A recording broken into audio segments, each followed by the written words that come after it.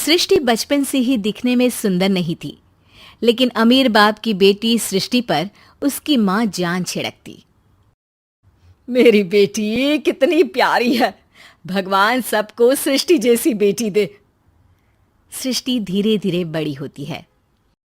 एक दिन सृष्टि की सहेली कहती है, तू दिखने में कितनी अजीब सी है, लेकिन मैं जानती हूँ हम सब में सबसे अच्छी शादी तो तेरी ही होगी।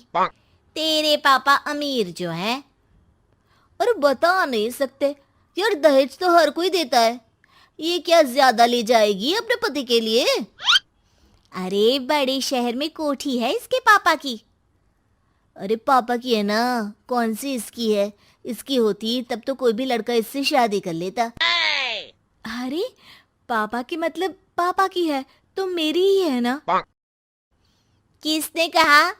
अब तेरी तो तब होगी ना जब तेरा भाई ना हो। वैसे भी शादी के बाद सारी प्रॉपर्टी भाई के नाम होती है।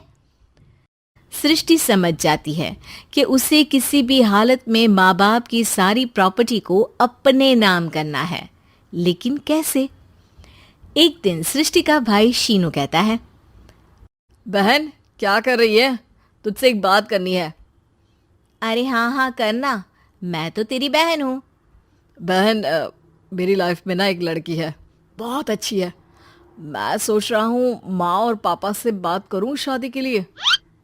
सृष्टि को समझ में आ जाता है कि भाई की शादी होते ही भाभी उसे एक दिन भी घर में बर्दाश्त नहीं करेगी। क्या बात है भाई, बताना कौन है वो? यार वो बहुत अच्छी लड़की है, पढ़ी लिखी है, मेरे साथ जॉब भी करती है। बस एक प्रॉब्लम है। हाँ प्रॉब्लम? क्या प्रॉब्लम है भाई? यार वो शादीशुदा है, लेकिन उसके पति ने उसे सिर्फ इसलिए छोड़ दिया क्योंकि उसके माँ बाप दहेज नहीं दे पाए। सृष्टि ये सुनकर न जाने क्यों खुश हो जाती है। अरे भाई तो क्या हुआ, लड़की तुझे तो पसंद है ना? शीनू को लगता है कि बहन उसे समझ रही है। वो इस बात से अनजान होता है कि उसकी बहन की मंशा पूरा घर हड़पने की है। सृष्टि अपनी माँ से कहती है, मम्मी मुझे तो बहुत चिंता है। पता है शीनू क्या कर रहा है? अरे क्या कर रहा है? वो तो काम पर जाता है और वापस घर आता है। नहीं ना माँ, वो यही तो नहीं कर रहा, बाकी सब कर रहा है। आपको पता है उससे प्यार है, और वो भी एक शादीशुदा लड़की से। हैं? ये क्या हो गया? मैं सोसाइटी में क्या मुंह दिखाऊंगी? अरे तेरे पापा तो यही कहेंगे कि मैंने ही उसे बिगाड़ दिया है। माँ देखो, मेरी बात मानो, पापा पर भी विश्वास करने की जरूरत नहीं है। अब आप ही बताओ, पापा इतनी देर घर के बाहर रहते हैं क्यों? बोलो। अरे बेटा वो तो नौकरी करते हैं ना। तू बहुत भोली है माँ।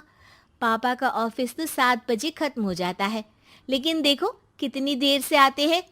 अरे नहीं नहीं बेटा, ऐसी कोई बात नहीं है। सृष्टि माँ को एक औरत से बात करते पिता की फोटो दिखाती है। देखो माँ, कैसे हैं पापा? मैं ना कहती थी कि पापा सही नहीं है। मैं तेरे पापा से बात करूंगी, दे फोटो मुझे। ओ माँ, वो तो डिलीट हो गई। लेकिन चल, तूने तो देख लिया ना। पापा से बाद में बात कर लेना, और हाँ, मेरा नाम बिल्कुल मत लेना। हाँ माँ। अब क्या था, सृष्टि के माँ और पिता के बीच झगड़ा होना शुरू हो जाता है। सृष्टि के मन में क्या चल रहा था कोई नहीं जानता था। एक दिन, माँ सृष्टि के लिए एक लड़का देखा है, वो लोग शाम को उसे देखने आने वाले हैं। और हाँ माँ, एक खुशखबरी, मैं और पापा मिलकर एक नया बिजनेस ट्राई कर रहे हैं। शाम को लड़का आता है, सांवले रंग का। सृष्टि को तो बिल्कुल भी पसंद नहीं आता। लड़की की माँ कहती है, लड़की का चेहरा तो कोई खास नहीं, लेकिन अगर मेरे बेटे को आप लोग सेटल कर दें तो मैं उसकी शादी आपकी बेटी से करवा दूं।